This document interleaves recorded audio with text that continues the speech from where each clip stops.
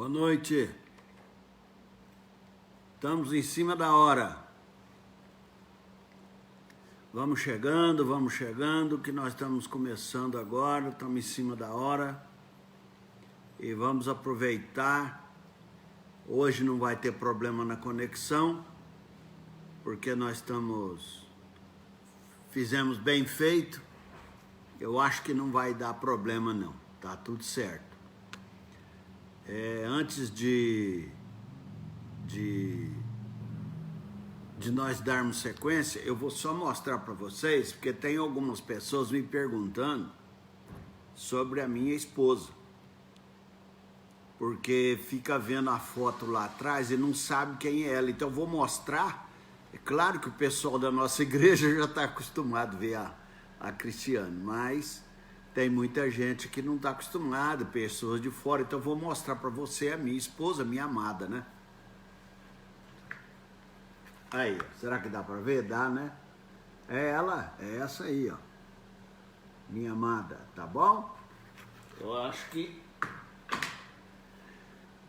as pessoas que queriam conhecê-la tá aí para conhecer. Então vamos orar pedindo a Deus a bênção para nossa meditação hoje. Agradecemos, Senhor, pela vida das pessoas que estão compartilhando esse momento, te adorando, e rogamos pela família de cada um, pela família de todos que nos ouvem, cada casa, cada lar. Te rogamos pelos hospitais, te rogamos pelos presídios, te rogamos pelos teus filhos espalhados na face da terra, e rogo, Senhor, crendo que o Senhor é o único que pode nos socorrer. Cuida do nosso país, do nosso Brasil, abençoe as nossas vidas e que possamos continuar confiando somente em Ti. Nós te rogamos em nome de Jesus. Amém. Amados e queridos irmãos, é curioso hoje, algumas coisas que nós vimos ontem, eu não sei se vocês viram, deu um problema aqui no telefone, caiu, virou uma bagunça. Hoje não tem nenhum problema, nós não estamos de cabeça para baixo e nem de lado não, né? Tá certinho? Se tiver certinho, beleza. Alguém aí me avisa se tiver errado igual ontem, porque ontem, inclusive, nós nem jogamos no YouTube, porque a filmagem ficou horrível. Então, hoje nós vamos continuar falando sobre Juízes, e no capítulo 7, que nós falamos ontem, eu vou recapitular rapidamente, porque isso aqui depois vai para o YouTube, e o YouTube vai pegar já o capítulo 7 e o capítulo 8, que é o que nós vamos falar hoje. O capítulo 7, é o capítulo 6 e o capítulo 7. O capítulo 6, ele fala que depois que Débora foi juíza durante 40 anos, agora tem 7 anos que Israel já está sofrendo na mão dos midianitas. E o povo de Israel ora, e então Deus levanta Gideão, e Gideão vem trabalhar para Deus. Gideão não estava entendendo nada, igual nós falamos ontem. Ele falava para Deus: eu sou muito pequeno, eu sou filho de Manassés, eu sou da pior tribo que existe, eu moro lá na zona norte da tribo de Manassés, e eu, além de ser da tribo de Manassés, eu sou o irmão menos privilegiado, eu sou o irmão que não deu certo, eu fico moendo trigo. Então ontem nós falamos isso, e Gideão, de fato, ele era o menor de todos, menor em todas as situações. Ele, por causa dos midianitas roubarem os trigos deles, acabarem com as lavouras, receberem o tributo, então Israel o tempo todo estava sofrendo, e Gideão estava socando o trigo no lagar, onde faz uva, onde faz vinho. Era lá que ele estava fazendo o trabalho do trigo, para os midianitas não descobrirem onde estava a comida deles. E foi lá que o anjo falou com ele. Falou: Gideão, eu sou anjo, eu vim aqui da parte de Deus, eu quero te usar, você vai ser um grande homem. E ele falou: mas eu sou pequenininho, baixinho, magrinho, feinho, não sou inteligente, não sou isso. Aí Deus falou: é assim que eu quero. eu quero usar você assim mesmo. Ah, mas aqui em Israel tem muita gente boa. Não, é você que eu quero. Então eles pegaram e se acertaram, mas o Gideão falou assim, mas como é que eu sei que você é Deus? Como é que eu vou saber que você é Deus? Então ele fez as provas do algodão, lembra? Que é aquele maço de algodão, que o orvalho tinha que cair só em cima do algodão, o orvalho não caía na terra, para Deus mostrar que ele era o Deus verdadeiro. Aí depois ele fez a segunda prova, falando que o orvalho deveria cair na terra agora e não cair em cima do algodão. Então ele fez das duas formas. Por quê? É porque o Deus da chuva, da tempestade, do sereno, do orvalho era Baal. Então Baal que era o que fazia isso. Gideão já sabia que ele deveria ser acima de Baal. O Deus que estava falando com Gideão tinha que ser melhor que Baal, porque Baal era o Deus deles. O próprio pai de Gideão, chamado Joás, ele construiu o altar para Baal, poste ídolos. Então imagina, você desde criancinha, o seu pai não te ensina, o seu pai vive uma vida de idolatria, e você criado naquilo ali, aí Deus te chama para salvar o povo. Aí Deus falou assim para Gideão, Gideão, já provei que eu sou eu? Você já está acreditando? Tô. Aí ele ficou tão feliz, Gideão, que ele fez um altar para Deus. Deus falou, não, você fez um altar para mim, mas o altar que seu pai fez para Baal, continua lá. E eu não aceito divisão. Eu sou o Deus verdadeiro, eu quero a glória somente para mim.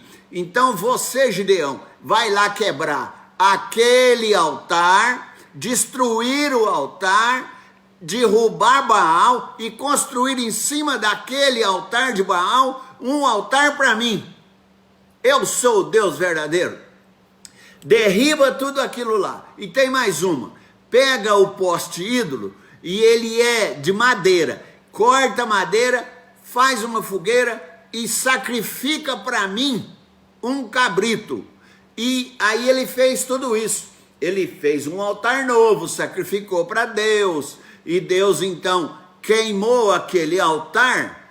E aquela fumaça que subia para Deus é o tal do aroma agradável. Então Deus, quando aceita um sacrifício nosso, no caso do Velho Testamento, era a amizade que estava sendo travada entre Deus e Gideão. E Deus então recebeu a oferta de Gideão agradecendo. E aí Gideão pegou, falou, eu vou fazer isso, vou quebrar o altar sim, mas eu vou à noite, porque vai que o povo aqui de Israel fica sabendo que foi eu que derribei o altar. Então, o que o Gideão fez? Ele pegou 10 caboclos fortes, igual eu falei ontem, foi lá à noite, ele não foi durante o dia, ele ficou com medo do povo de Israel, foi à noite, quando o povo acordou de manhã, o altar não estava lá e era outro altar que estava no lugar. E eles descobriram que era Gideão que tinha feito aquilo. Sempre tem os caguetas, né? Foi o filho de Joás que derrubou o nosso altar. Aí o que eles fizeram? Eles foram lá na casa de Joás, o povo de Israel, falou, tira seu filho para fora que nós vamos matá-lo, porque ele destruiu o altar de Baal. Olha a confusão que Gideão estava arrumando. Ele estava criando problema exatamente com os próprios cidadãos da sua cidade, pela sua postura de servir a Deus. Você sabe o que eu estou falando, já aconteceu isso com você também, né?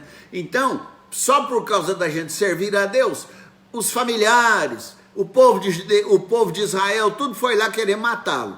Então o que aconteceu? Joás falou assim, não, eu vou fazer o seguinte, eu vou mudar o nome de Gideão para Jerubaal. E Jerubaal quer dizer, o próprio Baal vai se defender, o próprio Baal vai enfrentar Gideão. Agora, vocês estão aqui querendo proteger Baal, e se Baal é Deus mesmo, não precisa de vocês para protegê-lo, o próprio Baal vai dar um jeito de resolver isso aí com Gideão. Aí eles, então, foram embora, Gideão resolveu ali a parada com eles, e não teve problema algum. Então, resumir tudo, deve ter demorado uns 5 minutos, acho que não foi mais não. E aí o que acontece? Agora nós vemos que o capítulo 7 vai começar, porque Gideão agora vai para a guerra. Ele foi convencido de que aquele anjo era o anjo de Deus mesmo. E Gideão entendeu que mesmo ele sendo fraco, mesmo ele sendo feio, mesmo ele sendo magrinho, mesmo ele sendo de uma família pobre, ele entendeu que Deus queria usá-lo. E no capítulo 7 vem exatamente falando que Gideão, ele levantou de madrugada. Veja bem, no versículo 1 do capítulo 7, ele levantou de madrugada, e aí diz que ele levantando de madrugada, para fazer o quê? Para acampar junto à fonte de Orede, para que o arraial dos midianitas fosse cercado. Então ele foi exatamente à noite cercar. Mas aí Deus viu aquilo e falou: Senhor Gideão, você vai à noite mesmo, só que tem uma coisa, você tem quantos homens aí? Gideão falou: 32 mil homens. Ah, mas eles eram muito mais, eram 100 mil homens, nossa, era uma coisa desproporcional. E Gideão tinha 32 mil, falou: nós estamos com pouca gente, mas nós vamos para a briga assim mesmo. Gideão estava descendo com os 32 mil homens. Aí Deus pegou e falou assim: Gideão, eu vou fazer o seguinte, tem gente demais aí. Gideão falou: mas como gente demais? Nós somos bem menos do que eles. Não, tem gente demais, Gideão, vamos diminuir um pouco de gente aí. Fala para eles que os tímidos e os medrosos devem voltar para casa. Os tímidos e os medrosos devem voltar para casa, eles não merecem ir conosco. Aí Gideão chegou e falou para eles: olha, quem for tímido, quem for medroso, não fica aí não, pode ir embora que está perdoado, não vai morrer, nós vamos lá sem... Ficaram 10 mil, porque 22 mil era tímido e medroso. Aí desses 10 mil que ficaram, Deus ainda falou assim: Gideão, ainda é muita gente. Pois senhor, nós já perdemos 22 mil homens, o senhor está achando que 10 mil é muito ainda? Ah! Ele falou: Gideão, eu que vou brigar, não é você, Gideão, eu que vou na frente, eu que vou na guerra, a vitória é minha, eu não quero que vão muitas pessoas, para que Israel não confunda, pensando que a vitória foi da força, do braço do israelita. Não, eu quero mostrar que não é do braço, é eu que dei a vitória. Aí Deus falou assim, olha que curioso, Deus falou assim para Gideão: Gideão, manda eles descerem por rio e tomar água. Quem lamber a água igual cachorro, você manda separar. E quem ajoelhar para beber a água, você separa também. Então 300 beberam a água igual cachorro, lamberam a água, pegaram a água assim, né, e levaram na boca. Os outros 9.700 homens ajoelharam para beber a água. Aí Deus falou: você vai ficar só com os que beberam a água lambendo, só aqueles que levaram água na boca. Mas são só 300, senhor, aí não aguenta, aí não dá.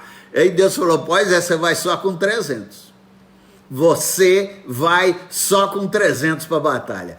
E ele mandou mais 9.700 embora. Só ficaram os 300 homens com Gideão. Aí, meus amados irmãos, diz assim, que Deus falou para ele: e aí, Gideão, você está pronto para ir? Ele falou: Senhor, eu ainda estou meio em dúvida. Mas mesmo assim, Gideão, no versículo 9, fala que ele tomou o povo, as provisões nas mãos, pegou trombeta e enviou todos os homens de Israel, cada um a sua tenda, e ficaram só os 300. Olha só, ele teve coragem de mandar 9.700 pegar suas coisas e volta lá para a casa de vocês, fiquem na tenda de vocês, que nós 300 vamos lá resolver o problema pela nação. Aí Deus pegou e falou assim: ô Gideão, você ainda está meio com medo, não está? Tô. Então faz assim, pega o seu servo, o seu moço, esse companheiro seu, e vai lá embaixo no arraial e dá uma olhada para você depois descer seguro, sabendo que você vai ser o meu instrumento para a vitória. Aí ele chegou lá com o moço Pura, que é o moço chamado Pura, é o moço que ajudava ele.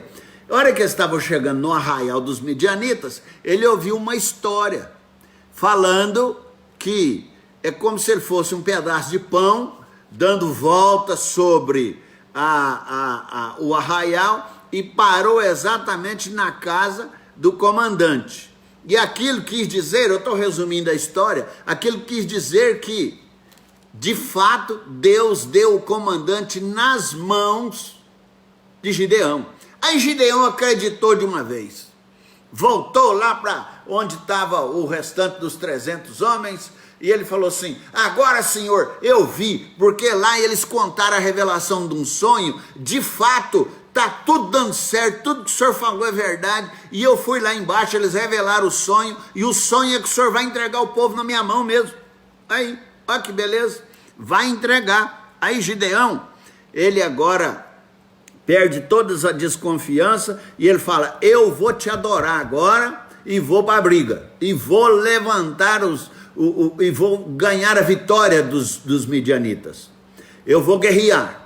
Eu sou fraco, sou feio, sou magrinho, sou da tribo de Manassés, sou incrédulo de tantas vezes que eu já te dei trabalho, pedindo prova, pedindo mais prova, pedindo outras provas, e o Senhor já me deu provas, agora o Senhor só não me deu material de guerra. Cadê os canhões? Cadê as metralhadoras? Cadê as armas? Cadê as lanças, os escudos, as espadas? Cadê? Aí Deus pegou e falou assim: Manassés, o que eu vou dar para você descer com? Pega assim, ó, vou te falar. Versículo 16. Então, repartiu os 300 homens em 3 companhias, e deu-lhes a cada um nas suas mãos.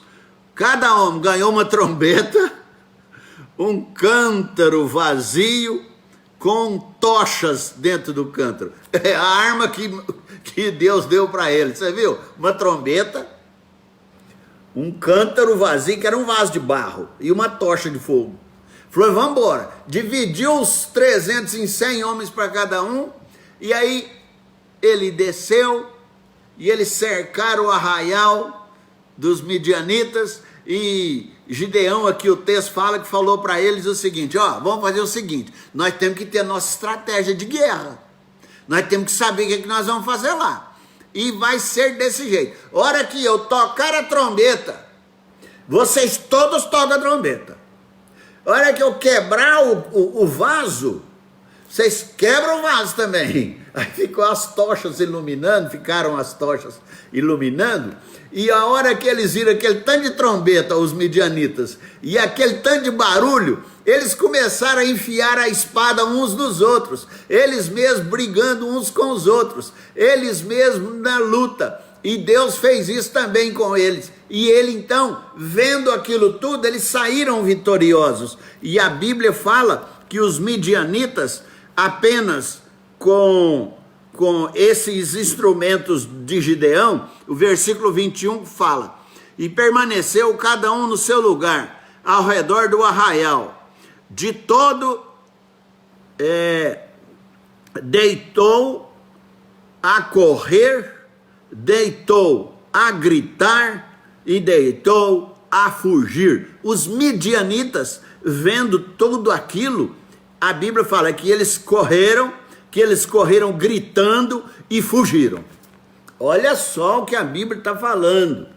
Deus chamou o menino que estava socando trigo, Deus falou que era ele que queria usar, ele incrédulo, Deus tendo paciência, e Deus falando: mas eu quero é você, eu vou usar é você, não interessa se você quer ou não ser usado. E aí, meus amados, quando eles correram, eles fugiram. Só os 300 fizeram isso. Mas aí, Gideão, no versículo 23, fala que, como eles fugiram, os príncipes, os reis fugiram. Aí no versículo 23 fala assim: então os homens de Israel, Naftali, Aser e Manassés foram convocados a perseguirem os midianitas. Então agora Gideão convoca essas tribos, apenas estas. Depois você vai ver amanhã no capítulo 8 que ele teve problema por ter convidado só esses 3. Amanhã você vai ver. Então ele convidou e eles foram e venceram, e eles arrancaram a cabeça de Oreb e de Zeeb e levaram as 2 cabeças para Gideão e falou assim: aqui, ó, vencemos, eles estão vencidos, nós conseguimos a vitória, Deus nos deu a vitória, em nome de Gideão, em nome do Senhor, agora nós não somos mais escravos. Tá bom, então eles acabaram de ganhar a batalha, e Gideão então, ele vai matar os reis dos midianitas, mas antes, no capítulo 8, você vai ver que quando ele chamou essas 3 tribos, ó, ele chamou Manassés, Aser e Naftali. Ele chamou essas 3 tribos só para ajudar. Ei, menino, parecendo igreja. Os outros foram reclamar com ele: por que você não chamou nós? Por que você não quis nos chamar? Você chamou só os 3, as 3 tribos? Aí amanhã nós vamos ver o que ele apronta com tudo isso. Mas é muito importante a gente ver a vida de Gideão, porque Gideão, apenas com 300 homens, venceu e libertou o povo de Israel das mãos dos midianitas. O que os midianitas faziam com Israel?